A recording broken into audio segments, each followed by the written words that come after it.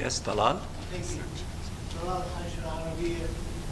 Beside the condemnation and the statements and the Security Council's sessions, Israel seems, and I'm sure you have noticed, does not pay any attention to the world, international law or humanitarian law, or the Security Council resolutions. Beyond that, what can the Muslim and Arab countries do to force the Israeli government to implement the minimum of human rights? We also yesterday, the extrajudicial killing of journalists like ourselves, just to silence the voices in Gaza before they invaded. What can we do besides reading statements and communications? Please, anyone. Thank you. We fully concur with your views expressed particularly for the killing of the journalists. This is a deliberate policy to silence the journalists, but we were all aware that the truth cannot be silenced. As a matter of fact, I have the honor also to announce that my minister called on the OIC delegation in New York to commence an extraordinary OIC group meeting to discuss the possible course forward to take actions in this regard. In the meantime, we are delighted to observe last Sunday that majority of the Security Council members concur with putting an end to the Israeli policies. If I may add also, the conference that took place the end of last month in New York was predicated in its concept paper that this is an action-oriented conference, which means that in addition to reiterating, as you have indicated, the principled position which we appreciate in terms of a just solution to the conflict, which requires the end of this illegal occupation and allowing the Palestinian people, among other things, to exercise self-determination, it requires practical steps by the institutions of the UN, including the Security Council, and it has to shoulder its responsibility. And we appreciate the relatively cohesion and unity by almost everyone in the Security Council demanding Israel to stop this, crime against the Palestinian people in the Gaza Strip. But that is also in itself is not enough. Therefore, we are asking these institutions to take further steps to force Israel to comply with its obligation, and the Security Council has tools available to it if they wish to act accordingly. But states in their national capacity can take also steps.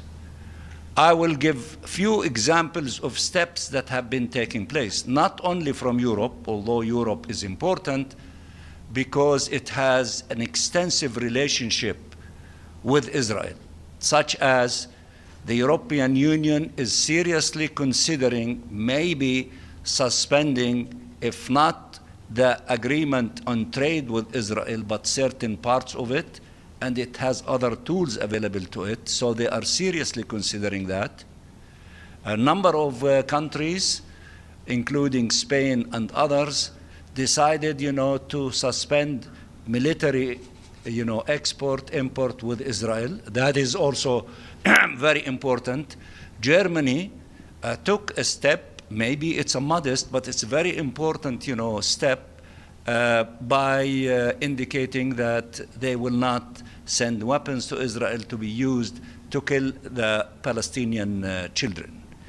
Now, on the countries of the south, my sister from Turkey forgot to say that early in this aggression, they took measures to suspend many of their trade relationship, with Israel and arms sales. Colombia, for example, severed the diplomatic relationship with Israel and decided not to send any of its coal to Israel because they export coal and they have other relationship about sending CO2 to Israel. They suspended all these things. These are examples in which a growing number of countries are considering taking measures in their national capacity, and I think the momentum is getting bigger and bigger, and we need to succeed collectively from all these parts, including the different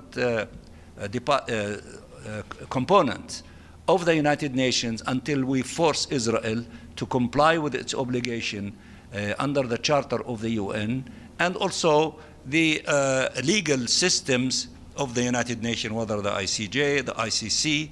Although these institutions, they move slowly, but nevertheless they are also acting. But I think what is really significant that Europe is now acting in a practical way and thinking in a practical way, in a fast way that should be complemented by all other countries in order to bring Israel into compliance. So we are now in the midst of this stage.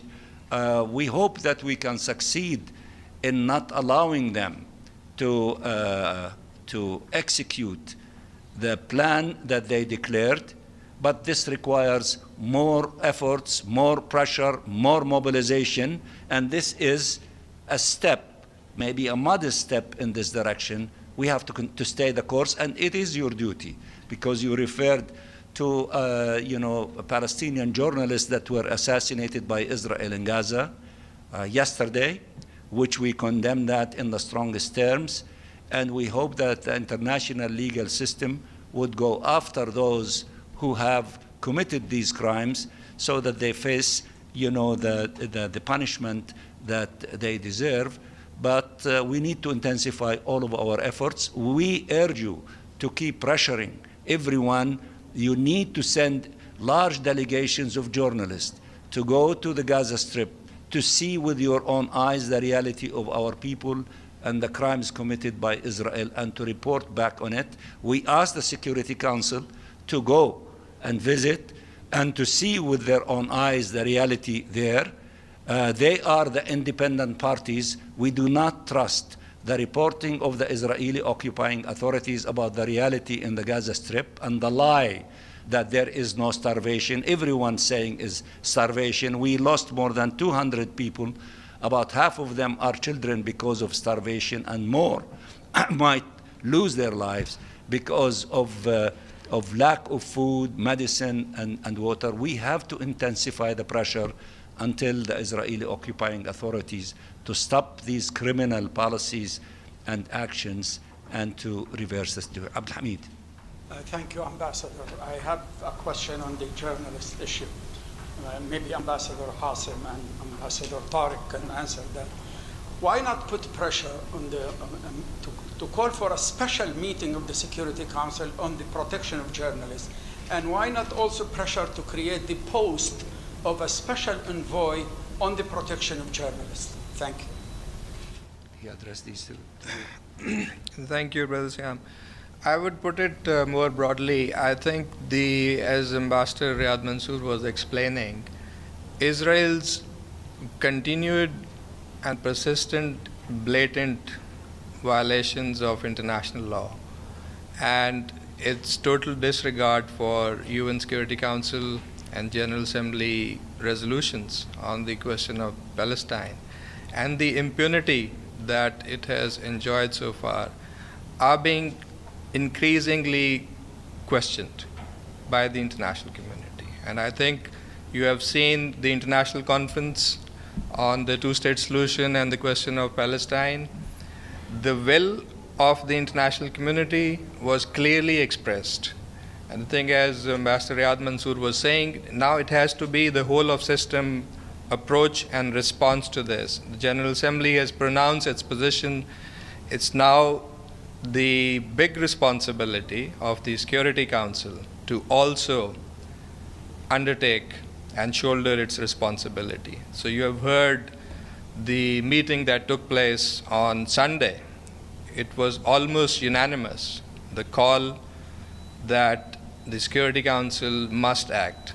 And I think for us, for Pakistan as a member of the Security Council, we cannot accept that we are later, years later, going to be blamed that the Security Council did not act. So we are determined. There are provisions in the Charter that enable the Security Council to take this action, that enable the Security Council to demand that Israel is stopped from taking those steps that it has announced, and we will be working together with other members of the Security Council to transform that collective expression that you heard in the Security Council on Sunday in terms of something more concrete. Tariq, if you want to say something about the journalists. Thank you. Well, I couldn't agree more with Ambassador Asim and, of course, Dr. Riyadh and my colleague from Turkey about what is happening now. I think international law, the protections provided by international law for journalists is there. Having an extra meeting for it does not really necessarily add to this. Resolutions of the Security Council exist protecting journalists, humanitarian workers, hospitals, infrastructure for humanitarian work.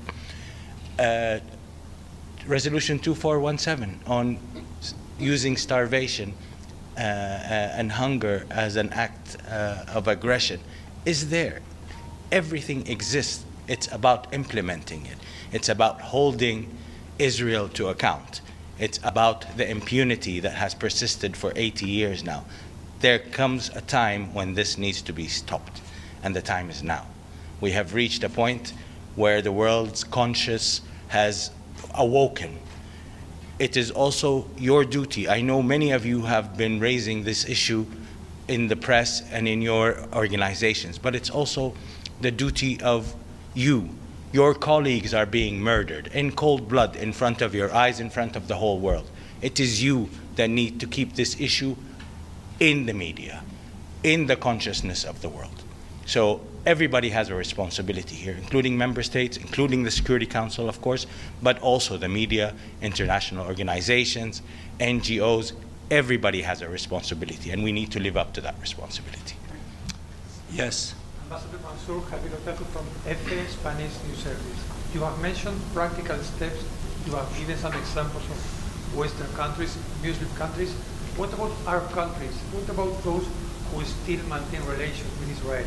Do you have any expectations from these Arab brother countries?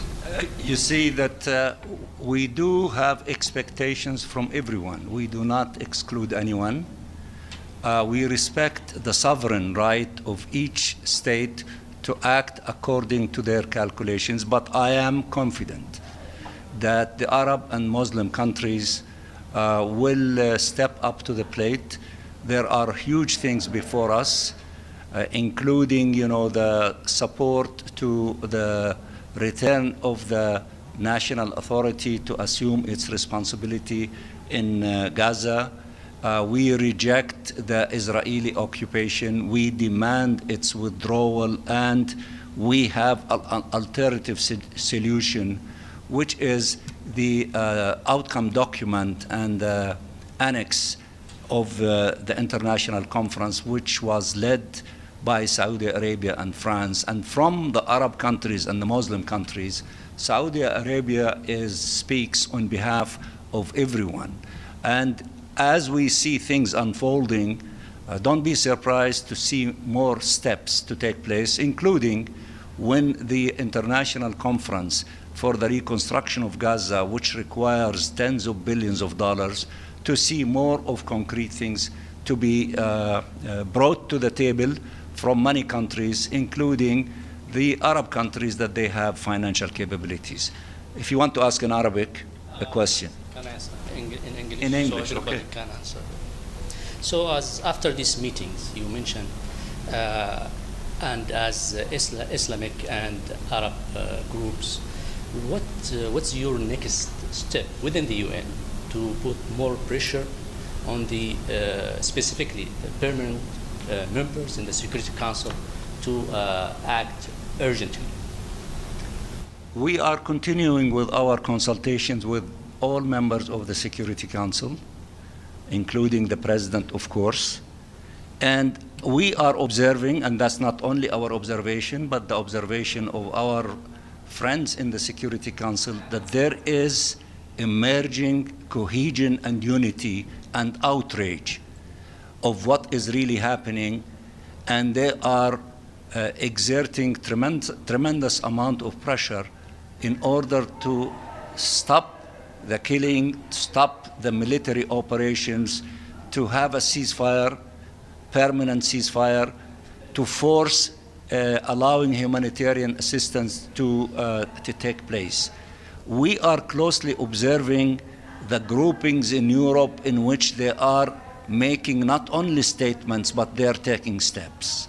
For example, Norway, one of its biggest funds that invests billions of dollars, maybe tens of billions of dollars in the Israeli economy, they are withdrawing, their assets there. That is a significant step.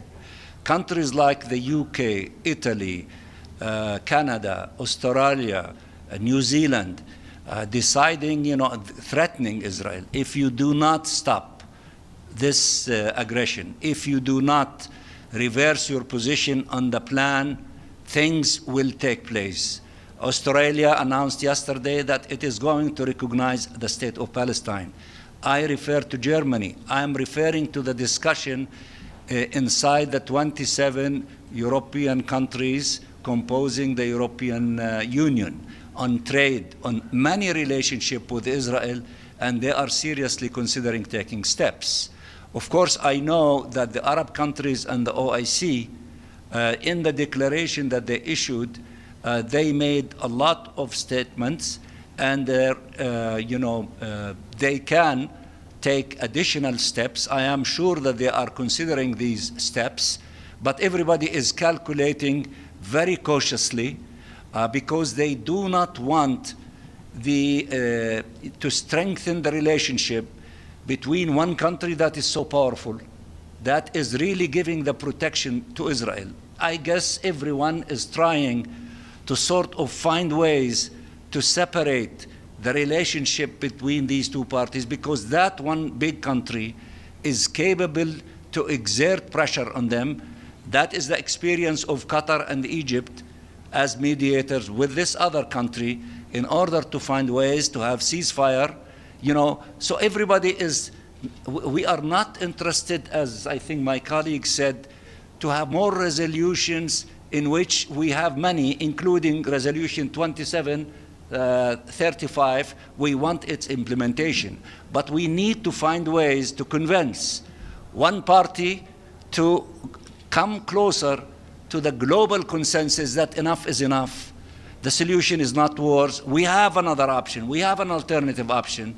And the alternative option was decided by the international community in the declaration and the annex of the International Conference on the Two-State Solution, which will be resumed on the 22nd of September in New York. So therefore, while we see what is really happening, and we are playing a big role, all of us, in maintaining it, in keeping it united, not fragmenting it, strengthening it, so that to try to find ways to have a crack between, the Israeli belligerent, vicious, criminal government and one state that is giving it protection, quasi-protection, because if we succeed in that issue, I think that would accelerate many practical steps to be announced by many countries, and then Israel cannot withstand such a pressure from all of them. We are acting responsibly because if we do not act in that manner, it will cost our people tens of thousands killed, injured, and expelled.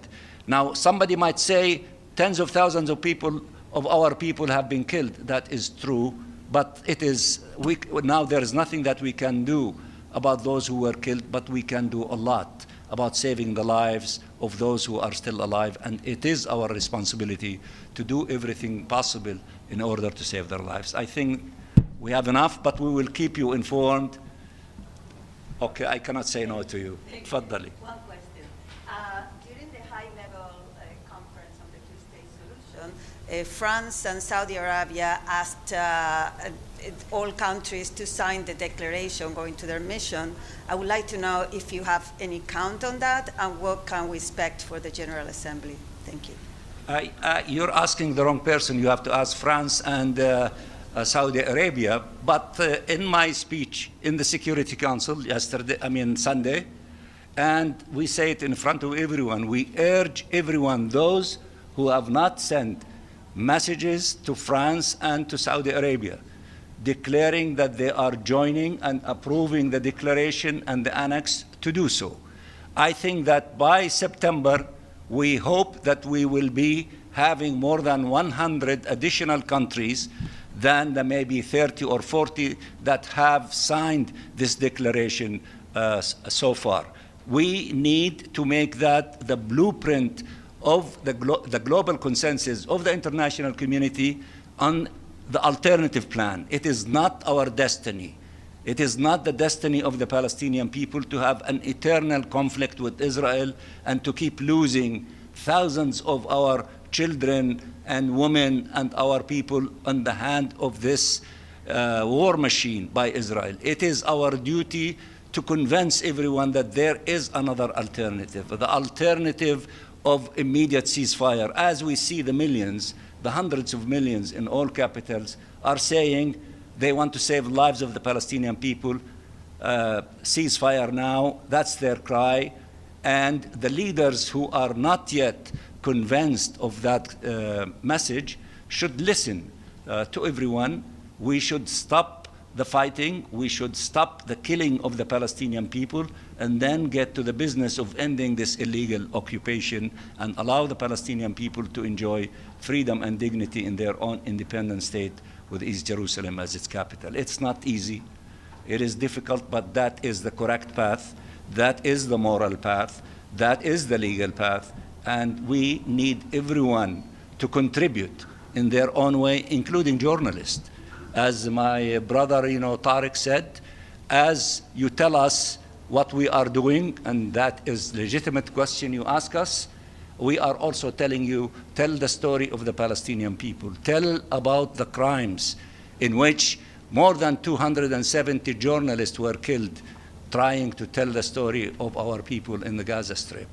And more than 400 individuals from humanitarians, brave ones, most of them from UNRWA, who gave their lives trying to distribute humanitarian assistance to Palestinians who are in need, especially children of these humanitarian assistance. We all need to do our share of fighting for justice for the Palestinian people and fighting against this criminal genocidal regime in Israel who thinks that they can eliminate the Palestinian people. There is no force on earth that can eliminate the Palestinian people, and we are entrenched to our land, and we will put, with the help of everyone, an end to this tragedy and enjoy freedom and dignity when we exercise our right to self-determination. Again, I thank you very much for being with us today, and I want to thank my colleagues, the OIC, the Arab Group, the Committee on the Exercise of the Inalienable Rights of the Palestinian people, and we will meet with you as often as needed. Thank you.